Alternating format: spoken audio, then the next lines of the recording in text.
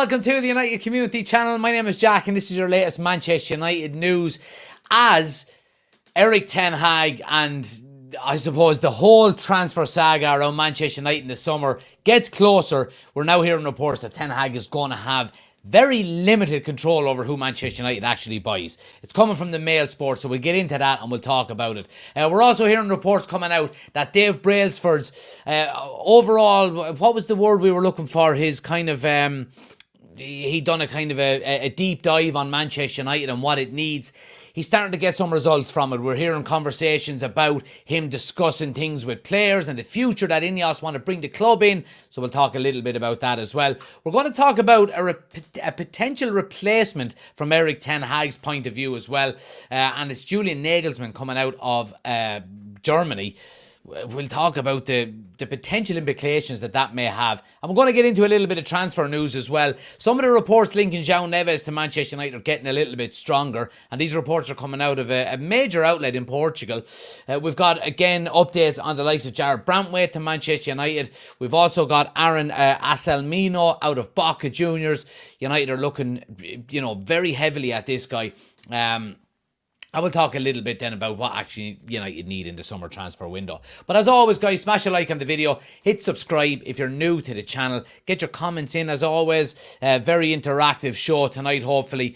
Jump into the comment section and let's see what you guys have to say. But look, as always, guys, we're going to start with Erik Ten Haag. And the reports coming out from the Mail today saying that Erik Ten Haag is set to have less control over the club's transfer policy under Ineos, even if he keeps his job as the Manchester United manager this summer.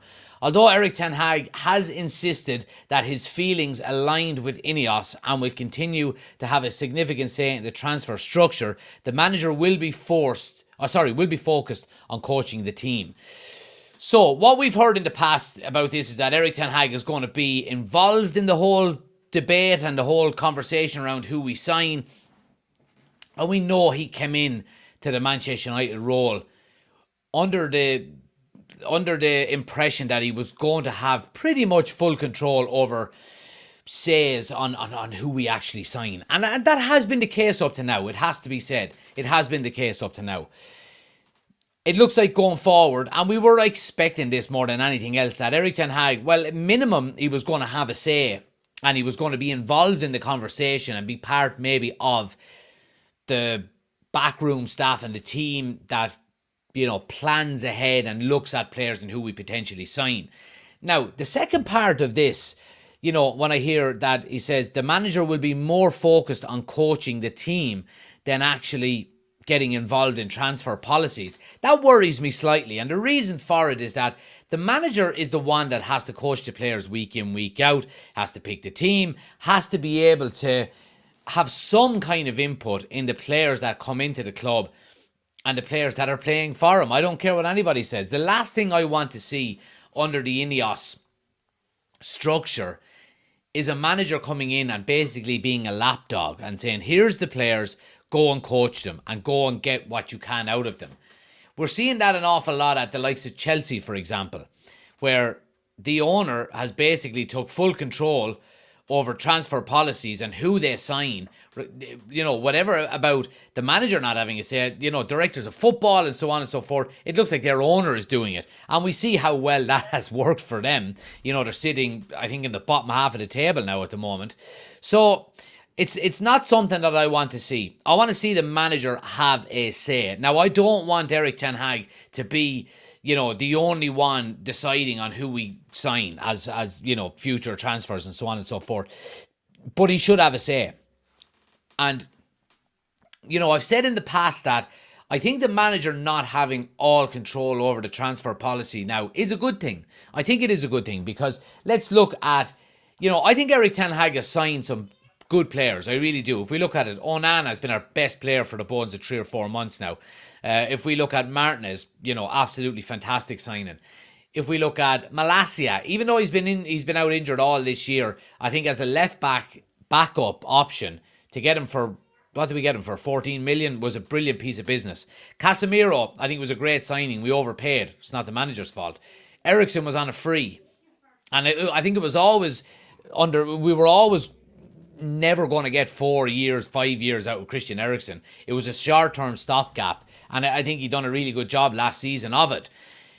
The main concern that we're looking at here with transfers, and the one that hasn't worked out the most, has been Anthony. Now, he has been the one that we paid the most for, which is most disappointing. And I go back to what I've said. The manager has identified players that he wants to sign, but he doesn't determine how much we pay for them. Now, Anthony is the one he's going to be judged on because, human nature is to look at the negatives ahead of the positives. Sorry, let me just close this door. I think I close it with my foot, by the way.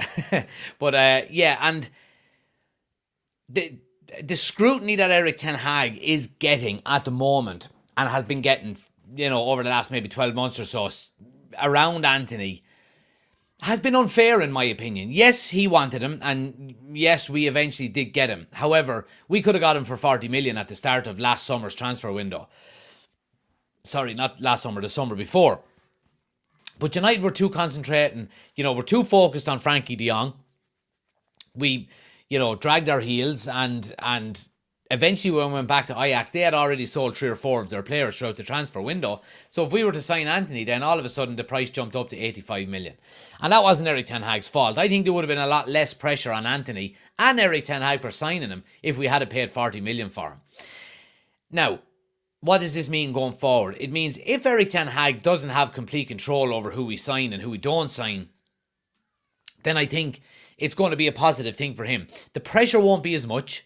He won't get scrutinised as much because everybody will know, well, now, was it his decision? Was it Dan Ashworth's? Was it Omar Barada's? Was it, Jason Wilcox? Was it, Dave Brailsford? Whoever it may be. We know there's a group of people there sitting in a boardroom, and they spread the praise and they spread the criticism if a transfer goes good or goes bad. So I think for that reason alone, I think it's a positive thing that Erik Ten Hag doesn't have all of the say. But, reading into this, and especially that last piece there, that he's going to be more focused on coaching the team, worries me, because I want the manager to be involved in transfers and who we actually go out and sign, because he is the one that's going to have to work with him day in and day out on the transfer or on the training ground and actually pick him on the weekend. Danny says, in my opinion, the manager should have a say on what players come in. He is the one managing them. He is the one that has to build a relationship with them, so he should have a say. Yeah, I agree, 100%, Danny, absolutely 100%. Look, let's see what happens. Erik Ten Hag has a fight on his hands, I think, to keep his job, regardless of whether he's going to be involved in transfers or not. Maybe Erik Ten Hag doesn't want to be, the manager of Manchester United if he doesn't have the control that he was promised when he was, brought in as manager. So that's something that remains to be seen.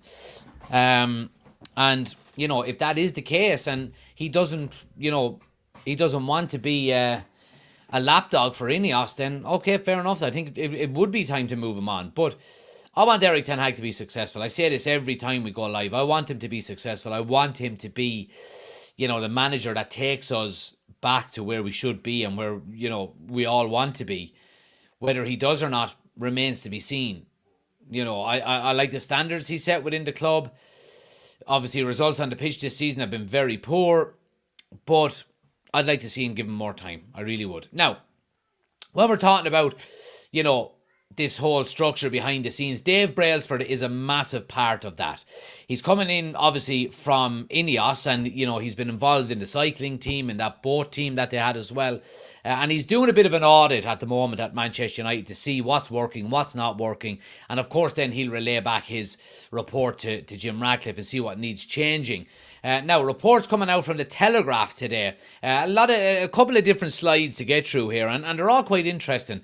Manchester United players have held one-on-one meetings with Sir Dave Brailsford to find out the Ineos vision to restore the club to its former glory. Brailsford has met most of United's first-team squad to present him and Sir Jim Ratcliffe's Ineos master plan to take observations and questions from players.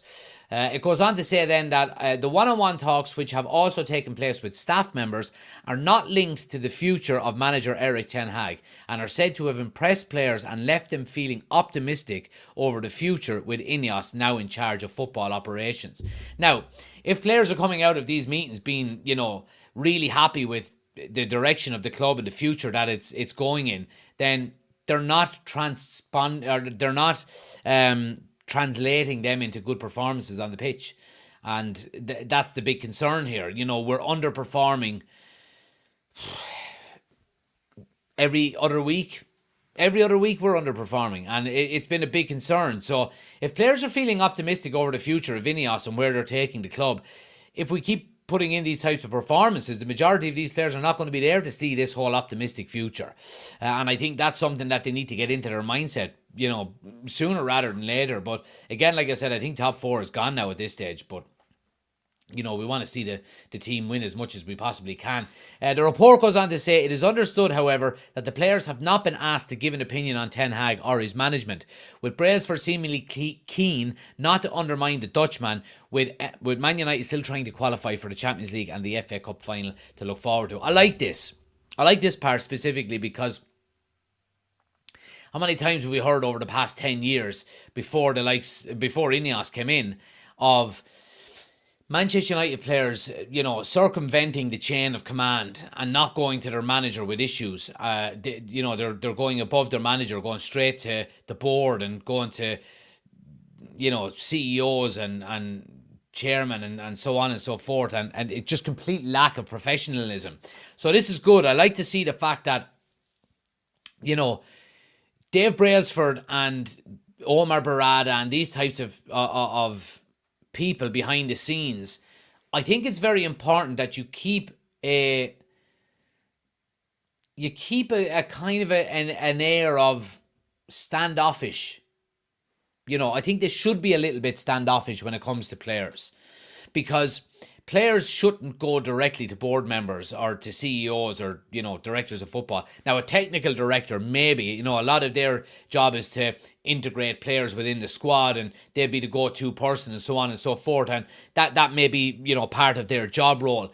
But the days of skipping the manager and going to, somebody higher up if you've got an issue with the manager or the way the team has been run or the fact that you're not getting picked or so on and so forth is gone. And I'm happy to see that we're putting in these kind of structures. And Dave Brailsford seems to be doing the right thing when it comes to stuff like that. Now, the report also says Brailsford has moved quickly and decisively since Radcliffe's Ineos investment into Manchester United was confirmed, making approaches for Ashworth, who is in line to join as sporting director, and Wilcox, who has been targeted as the technical director.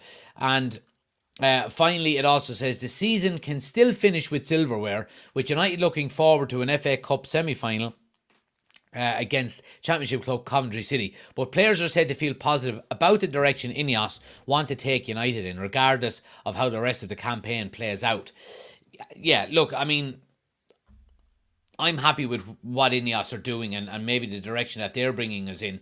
There's also a feeling that the communication has already vastly improved since the involvement of Ineos, with United players and staff no longer in the dark or unclear over the club's vision. And that's a very, very important, piece of information to have if you're a player.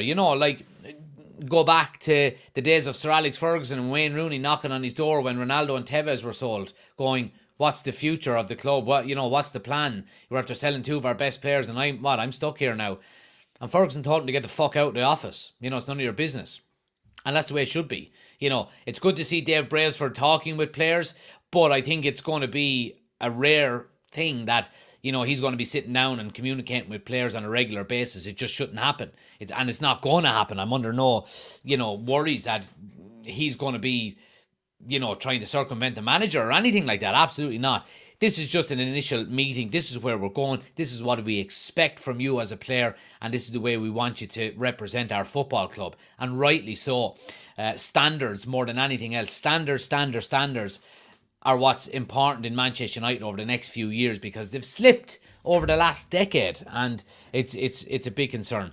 Danny says, I'd like Man United not to become like Chelsea when it comes to sacking managers. Every manager deserves time, which United are not giving managers. So hopefully this time we will give him time. Let's see. Neverword says, if our first 11 is buying into the Ineos vision, then they need to give themselves a shake and buy into Erik Ten Hag and his vision. Absolutely. I couldn't agree with you more on that one. If it's very easy for a player to buy into the future of a of the new owner coming in and a director of football when they're not the ones that are telling you to run your fucking nuts off on a Saturday against Brentford.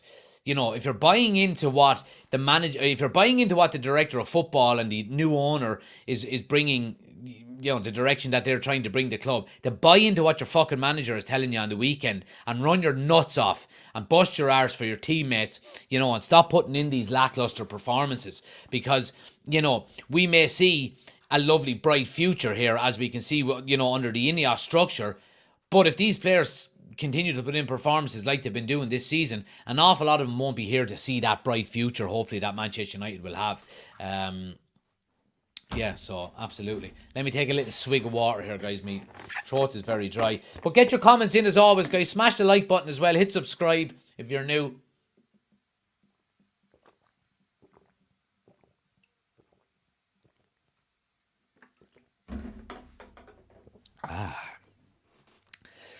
Neverword says, if they're going to be excited about the future, they need to play well or they won't be here for the future. Tell them that and see what happens. Absolutely. And I think that is going to be the case. We know specifically about Omar Barada that he's a 2-year...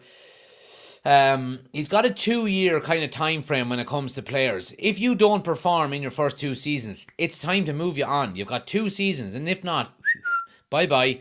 And for example, Anthony would fall into that category now. This is his 2nd season. He's done next to nothing. Bar score, an important goal against Barcelona in the Europa League last season. So we know that this is in the pipeline. We know that standards are going to improve, and that if you don't up your game and up your standards to what is expected now from this new Manchester United, then you're going to be moved on. Now, if there was opposition fans in the chat now, they're going to be saying, oh, yeah, talk about standards and, that performance against Brentford. We're used to playing the waiting game as Manchester United fans, and I'm okay with waiting another season or 2 to clear out this deadwood if it means there's progression all the time between now and this time next year. Progression, top 4. And I don't give a fuck what anyone says. Top 4 is there for the taking. Now, not this season because we're shit this season. But we're talking about going head to head with Spurs and with Aston Villa. You know what I mean? We should be getting into that top 4 easily. So we should. Now, obviously, you've got, the Man Cities and the Arsenals and the Liverpools of the world are going to be thereabouts as well. But we should be getting into that top 4. We really, really should. So there's a big opportunity over the next season or 2. I'm convinced that United need to place themselves correctly over the next season or 2, because you're seeing Jurgen Klopp go in the summer for Liverpool, and God knows what way that's going to fucking upend them. They could take that really well and continue on to play, the way they've been playing the last few years, or the Ferguson effect might kick in and they'll hit a slump. I think that very well might be the case, that they could. And we're talking potentially that Pep Guardiola's contract is up at the end of next season, and reports over the last 12 months have suggested he's not going to sign a new one. So all of a sudden, in the space of 12 months, you could see a big change of the guard. I think Arsenal are really well placed at the moment, and United have an opportunity there as well. If we can get it right this summer and maybe next summer as well, we've got an opportunity to grab the bull by the horns. And, I think that's why this summer's transfer window is so important. And the likes of getting Dan Ashworth in as quickly as possible, Jason Wilcox, all these kind of things, these people in behind the scenes is so vitally important, because, if we get it wrong now, I mean, it's going to be... Yeah, we'll have a really big missed opportunity. That's what I'm trying to say. I'm trying to look for the... Oh, there we go. West Ham and Spurs. Sorry, I've got the football on in the background here. So yeah, I mean, let's see what people are saying here. Neverworld, yeah, we read that one. Oh, sorry, we didn't. Danny says, our performances against Brentford was our worst performance this season. It was like being in a bad dream. If we play like that against Liverpool and Chelsea, we will be destroyed. Neverworld says, that should go for academy prospects as well as Rashford, or e.g. Rashford, absolutely. Spurs have gone 1-0 up after 4.5 minutes in that game as well.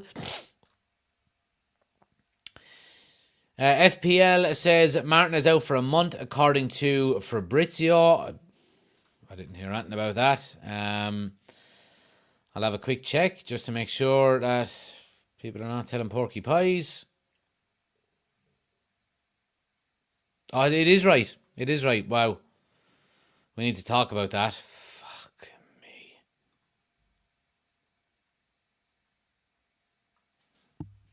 My God. Let me put it up on the screen here.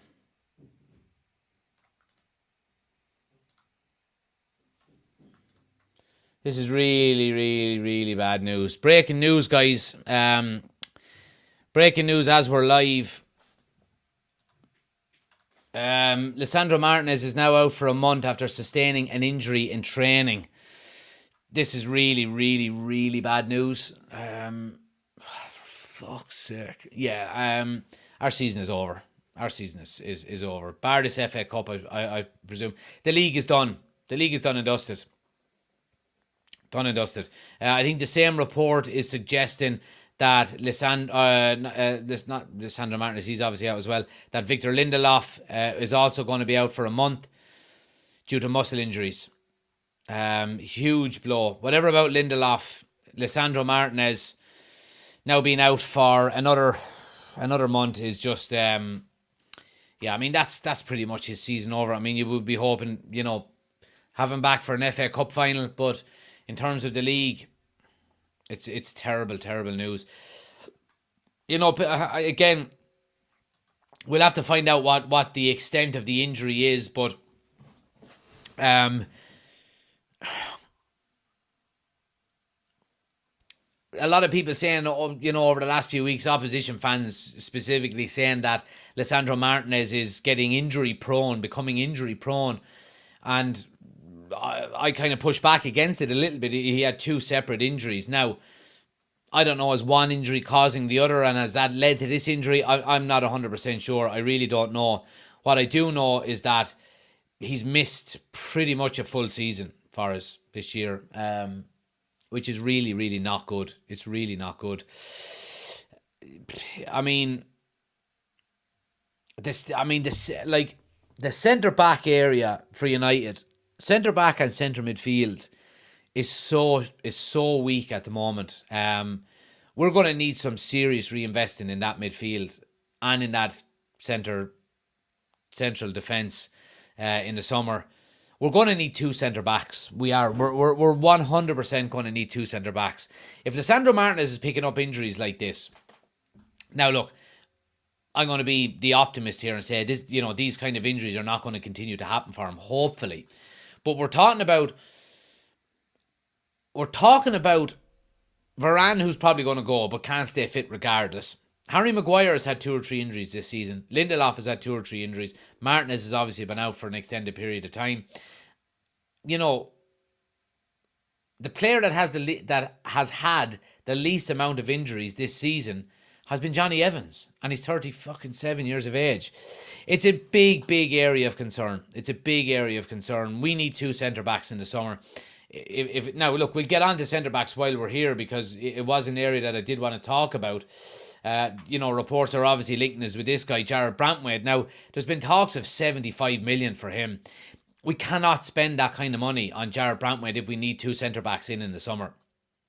I think, the likes of Todibo, for example, coming from Nice, you could get for around 40 million. We need another one like that. We need to get 2 players for 75, 80 million rather than getting Jared Brantwaite for one player for 75. It's just not going to cut the mustard. It really isn't. I've said it on countless occasions, and I will say it again. United going into the transfer window, we need to balance quality with quantity. If you get quantity all the way up here, spend a load of money on a load of dirt players for 20 million each, they're not going to be worth a shit. Your quality is going to be down here and quantity up there. We need to find a balance. We need to get your 40 million pound players in that are young before they maybe reach their full potential. and get as many of them in as possible, because we need depth in our squad. And at the moment, we are decimated. We are absolutely decimated when it comes to injuries. You know, Lisandro Martinez being out for another month. I mean, just forget the league. The league is over. The league is done and dusted for Manchester United. It's get him back for that FA Cup final more than anything else. You know, he came on the other night and now he's injured again. I don't know. Now, I don't know, has he been rushed back? Has he been rushed back? Has he been rushed back too soon? That happened before Christmas or just after Christmas when, you know, we were all saying it looked like he came back too soon, and then all of a sudden he gets a reoccurrence of his injury, and now he gets another muscular injury. It's not good news. It's not good news. Let's see what people are saying about it there.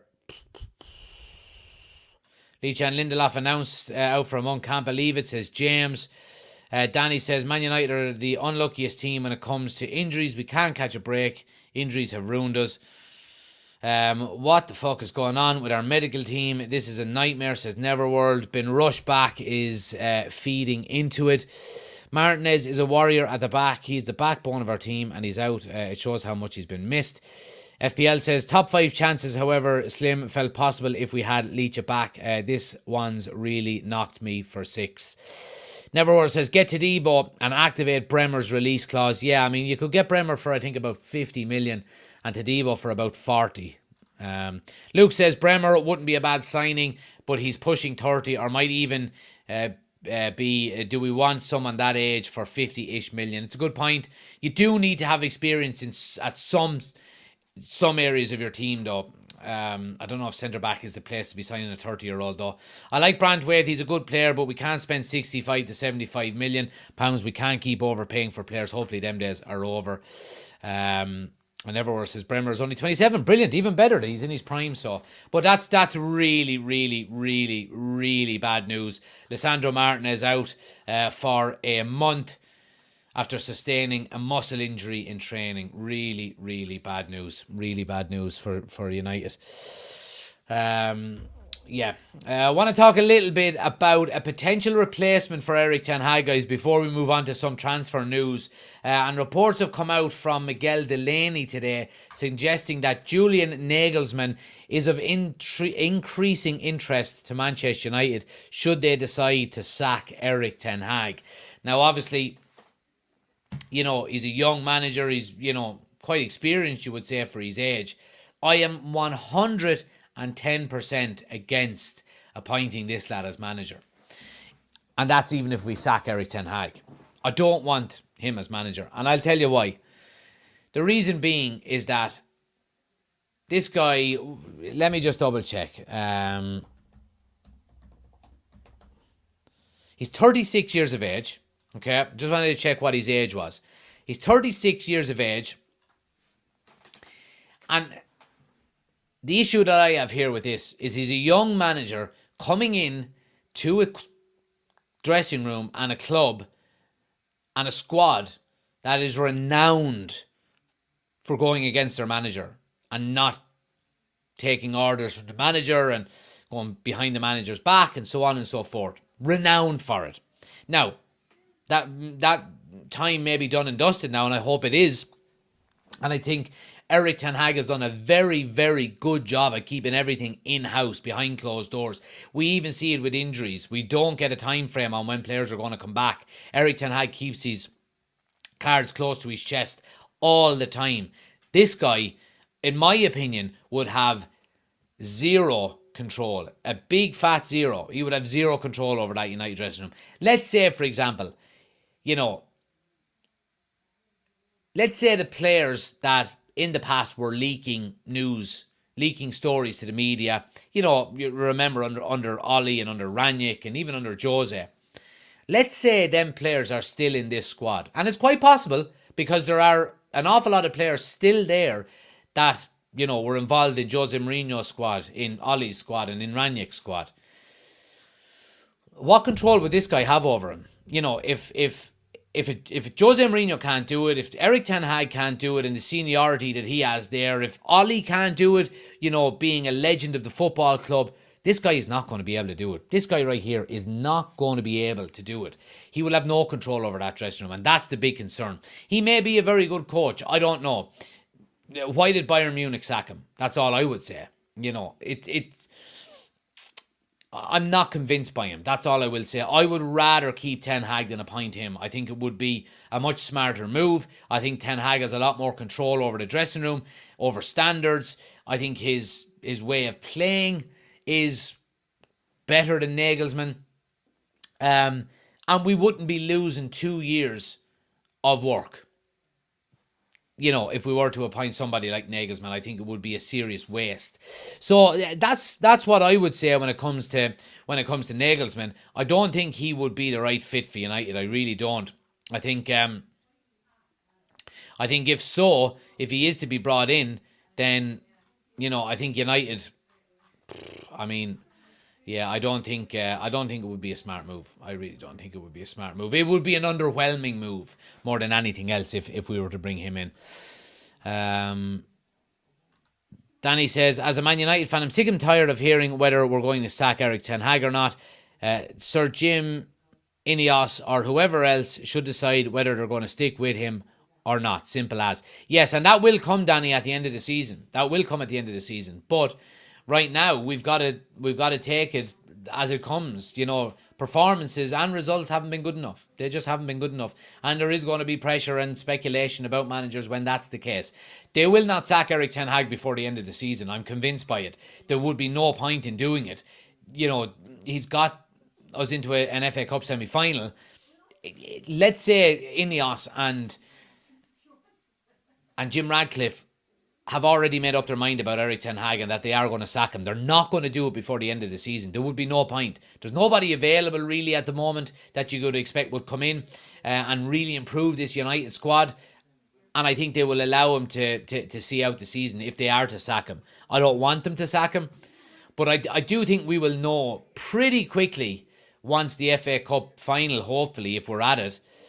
Once that's over, I think we'll know pretty quickly the future of Erik Ten Hag. If we don't get an announcement within a day or two of him leaving, he's there, and he's kept his job. And I think that's what I would like to see. Luke says, it's a bad time to be looking for a manager, especially when you have Bayern potentially looking for a manager, as well as Liverpool and then Barca too. Exactly. I would. Some of the manager names that are being linked with United are quite underwhelming. That has to be said. Gareth Southgate, Graham Potter, even De Zerbi, these types of managers, I would rather just stick with Erik Ten Hag. I think he couldn't, he wouldn't do any worse than them, in my opinion.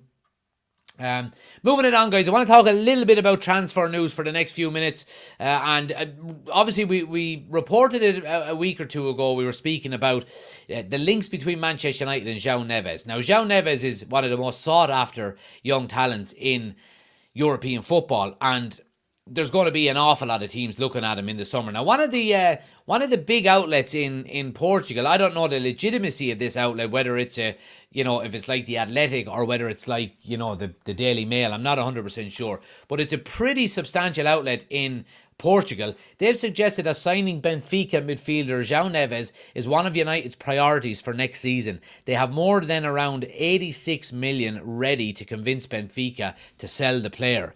Now, I think João Neves, let me have a quick look here, because I think Neves, I want to check his release clause. He's got a release clause of £102 million. Now, £102 million is too much. It's too much. It's too much of a gamble for, I think, is he 19? Too much of a gamble. Now, 86 million, I would be okay with. Our midfield needs, to quote Ralph Rangnick, needs open heart surgery. Absolute open heart surgery. West Ham have equalised against Spurs, by the way, which is good for United. I still don't think we'll get top four, but it's good for United. £86 million for João Neves is a lot of money for a young player. However, you're getting one of the top players in European football in the next 10 years, I would think. Seems like a very level-headed kid, doesn't get too carried away with himself, and would fit into that CDM role ideally. Now, I would love nothing more than him to come in and to spend a year with Casemiro, learning from him on the training ground, playing games with him, so on and so forth. However, selling Casemiro this summer is probably going to be what happens with United. It's probably going to mean that we move Casemiro on if we are going to be spending this type of money on a new replacement. The thing about Casemiro is that Saudi Arabia are interested in him, and there's talks of maybe 40 to 50 million potentially from Saudi Arabia to get him away from us. Now, a lot of fans are laughing at that and saying, nah, 40, you wouldn't get a packet of potatoes for him. And I disagree with that, because look at what he's got left on his contract. Look what he's getting paid. The money is going to be substantial. So if we were to get 40 or anywhere between 40 and 50 million for a Casemiro and replace him for 86 million with a João Neves, you would hope maybe if we spent 50 million on João Neves and then the rest is in add-ons, and then you're getting 50, let's say 45 million for Casemiro, net spend then to completely transform that position with, a young up-and-coming player, net spend has been 5 million, straight away. So, that's the dilemma that United are looking at. We need a brand new midfield. Kobbie Mainoo is the only one that has got a future at Manchester United when it comes to the middle of that midfield. Now, Bruno Fernandes, you could put in there as well. I'm getting a bit frustrated with Bruno. Like, Casemiro could be moved on. Scott McTominay should be moved on. Kobbie Mainoo is obviously set in stone. We have the likes of, Van de Beek is out on loan. Can't, Eintracht Frankfurt don't even want him. It looks like United are potentially going to let him go on a free in the summer, I heard reports about. Bruno Fernandes, the more I watch Erik Ten Hag's teams, the more I think Bruno Fernandes just can't play for this manager. He just cannot play for this manager. And the reason I say that is because Erik Ten Hag is trying to play a very structured way where everybody has a position and everybody sticks to their position. And Bruno Fernandes doesn't do that. He drifts all the time. You might get him at left back 1 minute, you get him at right wing the next minute, you get him at centre midfield, you get him at, the opposition corner. He's everywhere. And I think that's hampering us more than helping us, I have to say. And I think that's probably the reason why we're seeing, maybe a drop in his performances, because Bruno Fernandes is...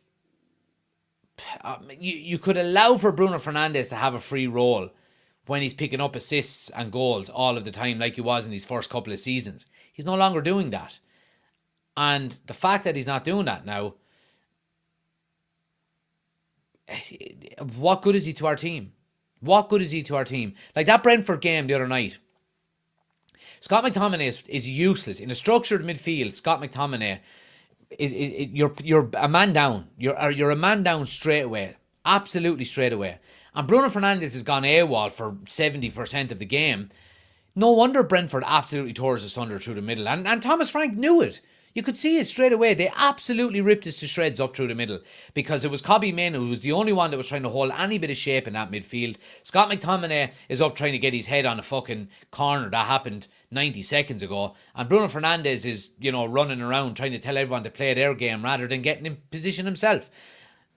And I think for that reason, I think that's why we've been so easy to play against. And that's why we're seeing 100 shots against us in the last fucking 3 games or 4 games, whatever it's been. And it's been massively frustrating. So it has. Massively frustrating. Let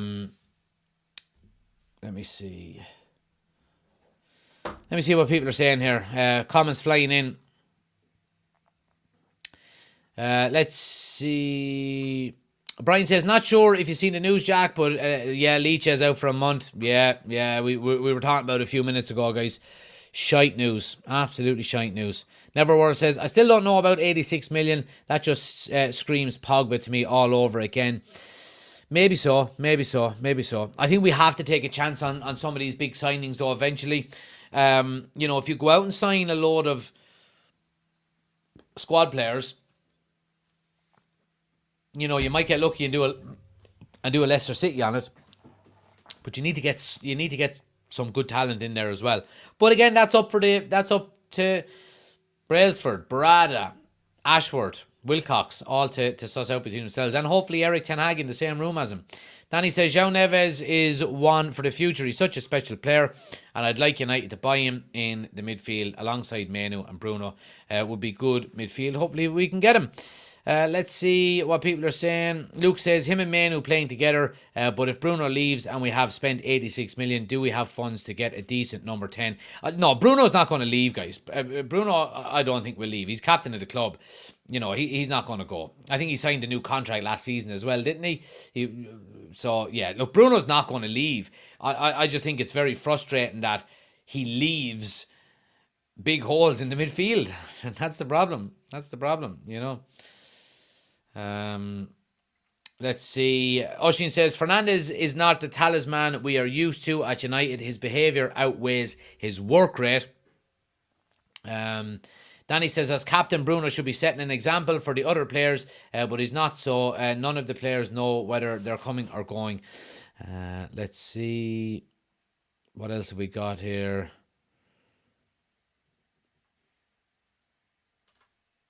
It's for sure been a trip with the amount of shots at our goal. McTominay is about as useful as a burst. Johnny and Bruno just shouts while doing sod all. There we go. Bigger captains have left in the past, says Oshin. That's a good point. But I wasn't saying that in relation to him just having the captaincy. I think if we sold Bruno Fernandes, you would probably have to spend another 80 million to try and replace him with a younger number 10, and number 10s are very hard to find at the moment. You know, they are very hard to find at the moment. Quality number 10s. So I think if we could just get Bruno to fucking stick to the game plan, you know, I think it would help us an awful lot more. Do smash a like on the video, guys. We're also streaming live on Twitter at the moment as well. So if anybody is watching on Twitter, please do hit the follow button over there as well. Make sure you subscribe to the YouTube channel as well. We do the majority of our content over on our YouTube channel. The link is on my homepage. We're live over there at the moment as well, if you want to come across and get involved in the chat. I don't think you can put in comments on Twitter, so if you want to come and put your comments into the chat, we're live on YouTube. Link is on my homepage. Just click it, come across, hit subscribe, and jump into the chat and get involved with us for the next couple of minutes before we finish up. But I want to talk a little bit about transfers as well, guys. And we know of, we know of the, I suppose, the want for a centre-back at Manchester United. Now, this is obviously going to be one for the future, and we spoke about him last week. But Aaron Anselmino of Boca Juniors, Manchester United have asked about figures for Boca Juniors centre-back Anselmino. Now, this guy has been picking up an awful lot of attention across the top teams in Europe, United being one of them. And I think it's I love seeing stories like this. I said this already. I love seeing stories with United looking at players to the future. It's going to be difficult to get him in the summer, but according to reports as little as last week, that it was between Manchester United and AC Milan, and I think United had actually made an offer potentially for him.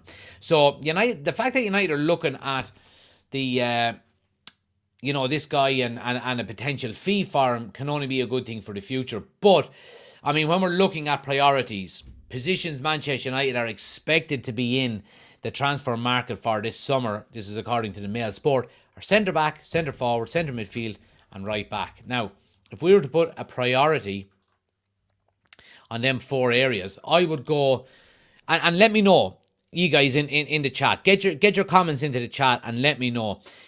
These four areas, centre-back, centre-forward, centre-midfielder or right-back, priorities. I want to see 1, 2, 3 and 4 from me. Where do we need to strengthen the most? Which would you say you would like to see us strengthen? Is it centre-midfield? Is it centre-back? Is it centre-forward? Is it right-back?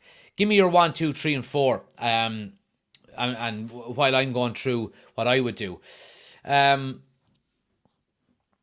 and foremost for me, the number one priority for me, more than anything else, is centre midfield. Centre midfield for me is top priority. Top priority. We've been far too open this season, and it has to stop. It has to stop.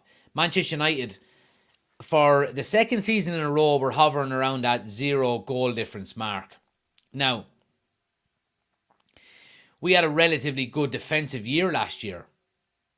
And the issue was we didn't score enough goals. We were heavily reliant on Marcus Rashford's goals last year, and basically nobody else chipped in. Now, this season has been completely different. We're seeing injuries to key players, and players that are probably too old. Casemiro, probably too old. We know the issues with Bruno. We just spoke about that. And we're seeing an awful lot of games where United are conceding massive amounts of shots on goal. And I don't put that down. I don't blame that on the defence. I blame that on the midfield. And the reason for it is because if you look at the games over the last maybe 2 or 3 months specifically, how many blocked shots have Manchester United had? It seems like we're blocking a shot on the edge of the box or within the 18-yard box every couple of minutes. And that's down to being too easy to play through in the midfield. So in my opinion, central midfield is number one. Above all else, number one.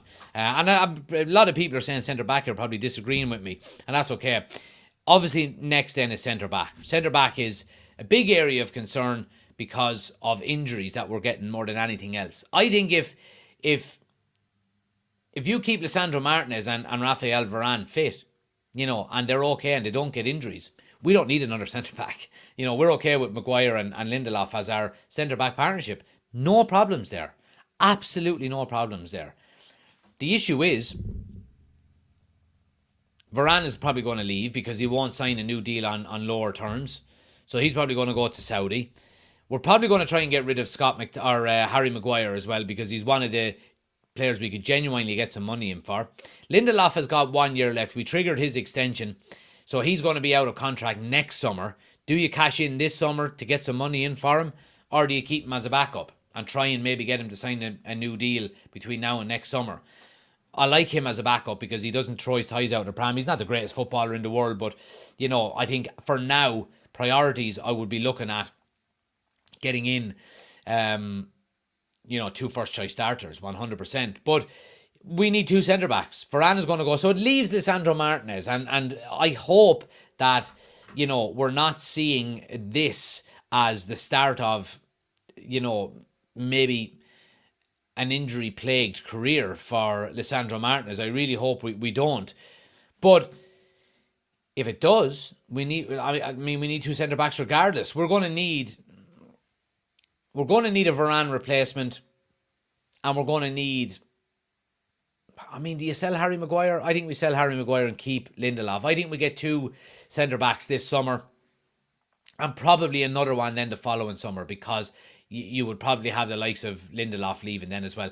Now, look, Johnny Evans potentially could get a new 12-month deal, and Johnny Evans has been up there with some of our best defenders this season, but he would be a complete backup. Kambuala is there as well. Is he ready to come in and take a more involved role in the first team? That remains to be seen. But I think 2 centre-backs are needed. After that, then, I think it's a backup centre-forward. Or backup is probably a little bit harsh. Maybe another centre-forward to come in and share the workload with Rasmus Højlund. And then right-back. I think right-back is the most set-in-stone one. Now, I think the only reason we go into the market in the summer for a right-back is if Aaron Wan-Bissaka wants to leave. And I wouldn't begrudge him from leaving. Absolutely not. Absolutely not at all. I really like Aaron Wan-Bissaka. I like how he gets on with his business.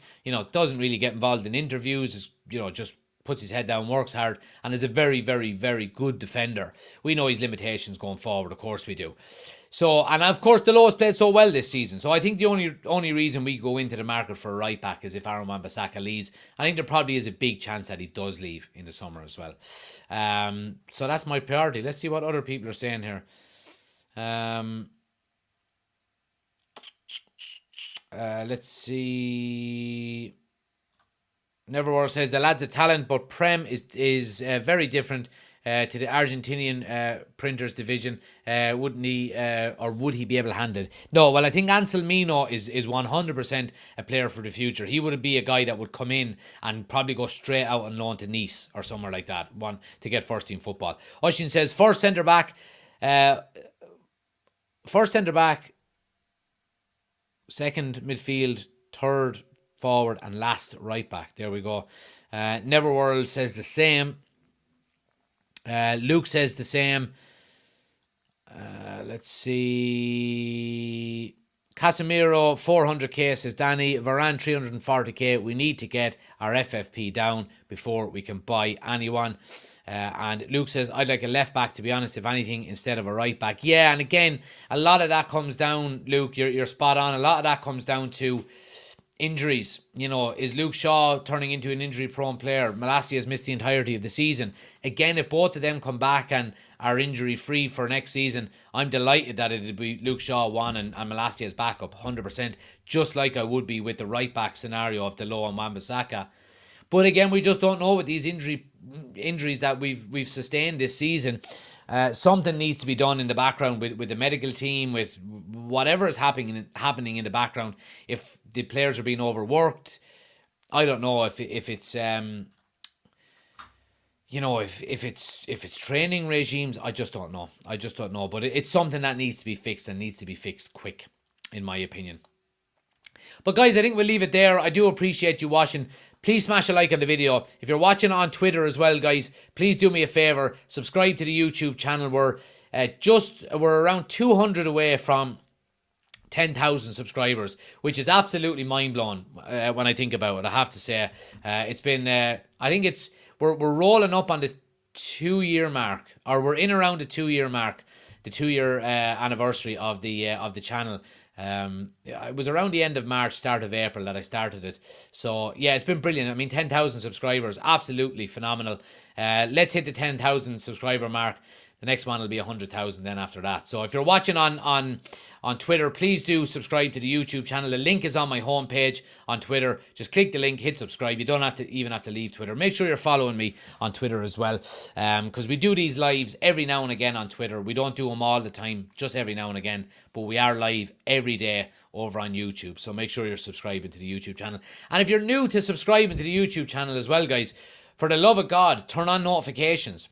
Turn on notifications, just click the bell and click all. And then anytime we go live or anytime there's a new video put up, bosh, you're right there, ready to jump into the chat and have some good conversations, because I want the channel to be as interactive as possible. I love the chat. To be honest, half of the content we do each night is based on the comments that G put in, and we bounce off of that as well. So I appreciate it as always. But do like the video, guys, on your way out on YouTube if you haven't done so already. Subscribe if you're new to the channel. Hope you have a great evening. And yeah, I'll be back tomorrow morning with the news show at 9:30 as always. So like I said, turn on notifications, or if you can't, watch me live at 9:30 and you're on your lunch break at 10 o'clock, having your cup of tea and your ham and cheese sandwich, stick it on and hit the like button. Thanks for watching, guys. I'll chat to you tomorrow. Take care.